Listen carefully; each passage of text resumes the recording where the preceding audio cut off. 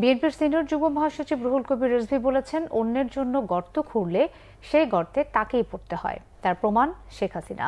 বিকেলে মানিকগঞ্জের শিবালয়ে ছাত্র জনতার আন্দোলনের সময় পুলিশের গুলিতে নিহত ও আহতদের পরিবারের সাথে মতবিনিময়ের সময় তিনি এসব কথা বলেন।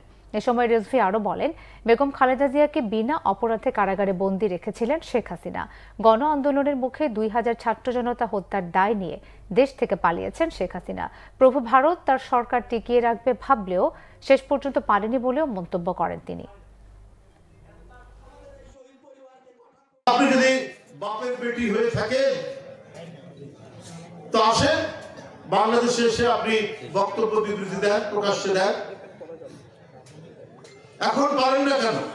সারা পৃথিবীর থেকে এই পরিবর্তনকে অভিনন্দন জানানো হয়েছে, সমর্থন জানানো হয়েছে।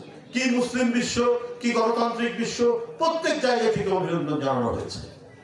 অথচ পার্শ্ববর্তী দেশ, যিনি এরকম ভয়ঙ্কর একজন স্বৈরাচারকে, যিনি নিজ দেশের শিশুদেরকেও হত্যা করতে দ্বিধা করেননি নিজের ক্ষমতাকে আটকে রাখার জন্য, আশ্রয় দিয়েছেন তারা।